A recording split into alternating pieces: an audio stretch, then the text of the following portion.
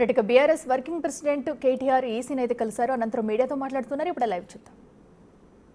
పోలిన గుర్తు ఒక రోడ్ రోలర్ గుర్తు.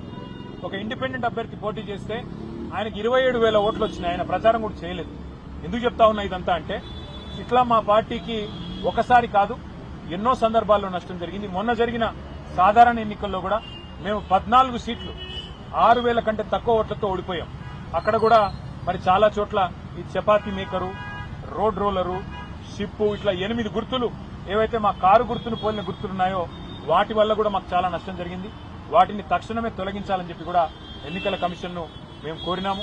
ఇంకా రెగ్యులర్ గా ఫీడ్బ్యాక్ కూడా మా వైపు నుంచి ఎప్పటికప్పుడు ఇస్తాము, రిసీవ్ చేసుకోవాలని కూడా కోరాము.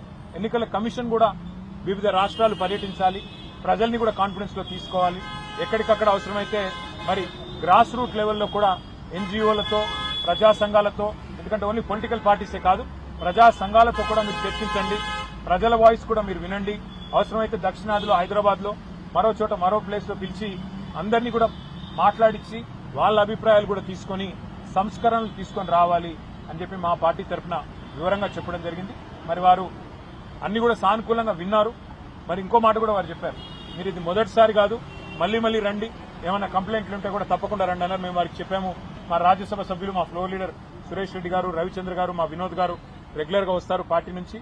ఇష్యూస్ ఉన్నాయి, రిజాల్వ్ చేయండి, తప్పకుండా కాన్ఫిడెన్స్ బిల్డ్ చేయండి. అంటే భారతదేశంలో ఉన్న ప్రజల్లో అనుమానాలు ఏవైతున్నాయో ఓటింగ్ ప్రక్రియకు సంబంధించి, ఈవీఎంలకు సంబంధించి వీటిని నివృత్తి చేయండి, ఈవీఎంలను తొలగించండి, రివిజన్ అనేది పద్ధతిగా పారదర్శకంగా చేయండి అని చెప్పి నొక్కి చెప్పాము. మరి బహుశా వారు తప్పకుండా కనీసం కొన్ని సూచనలైన పరిగణలో తీసుకుంటారు, న్యాయం చేస్తారు, ప్రజాస్వామ్యాన్ని కాపాడుతారు అనే విశ్వాసం మరి వ్యక్తం చేస్తా ఉన్నాం. Thank you.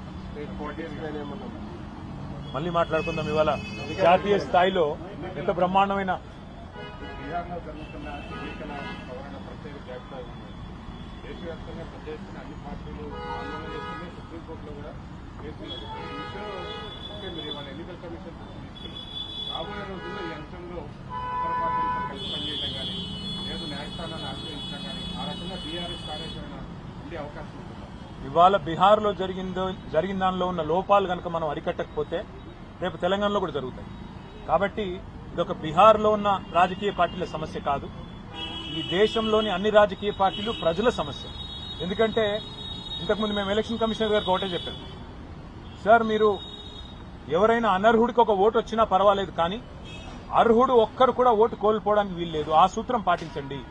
అర్హత గల ఏ ఒక్క వ్యక్తి, మహిళ గాని పురుషుడు గాని ఎట్టి పరిస్థితుల్లో ఓటు కోల్పోకూడదు అనే మాట వారికి చెప్తే వారు కూడా ఏకీభవించారు. వారు ఏమన్నారంటే ప్రాసెస్ లో ఎక్కడ లోపాలు ఉన్నాయో మాకు చెప్పండి, మేము కరెక్ట్ చేసుకుంటాము, బీహార్లో కూడా పారదర్శకంగా పనిచేసే ప్రయత్నం చేస్తున్నాము అని వారు చెప్తా ఉన్నారు. వారికి మేము చెప్పింది ఏమంటే సమస్య వచ్చినాక రియాక్ట్ కావడం కాదు, ఒక ప్రాసెస్ ఇన్స్టిట్యూట్ చేయండి.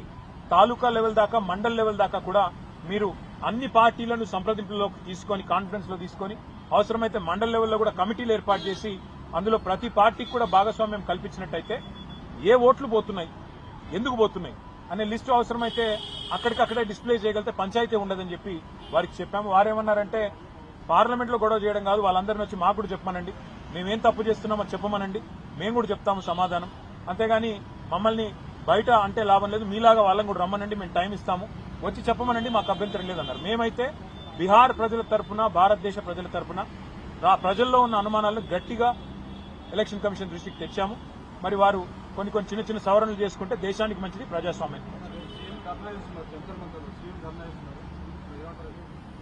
దాన్ని ధర్నా అనో జోక్ అంటాను.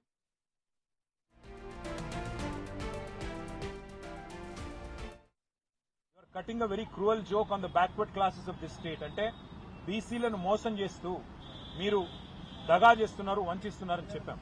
ఇవాళ నేను ఒకటి అడుగుతా ఉన్నా, మీరు సమాధానం ముఖ్యమంత్రి గారిని అడగాలని చెప్పి నేను కోరుతా ఉన్నా. 42% రిజర్వేషన్లు అని ఢిల్లీకి వచ్చి డ్రామా చేస్తా ఉన్నారు. నేను కాంగ్రెస్ పార్టీని అడుగుతా ఉన్నా, మీరు బీసీ డిక్లరేషన్ లో ఒక ఈ రిజర్వేషన్ల మాటను ఇయ్యలేదు. మీరు ఏమేం మాటలు చెప్పినారు? సంవత్సరానికి 20,000 కోట్ల బడ్జెట్ ఇస్తామన్నారు, 5 ఏళ్లలో 1,00,000 కోట్ల బడ్జెట్ బీసీలకు ఇస్తామన్నారు, బీసీ సబ్ ప్లాన్ పెడతామన్నారు.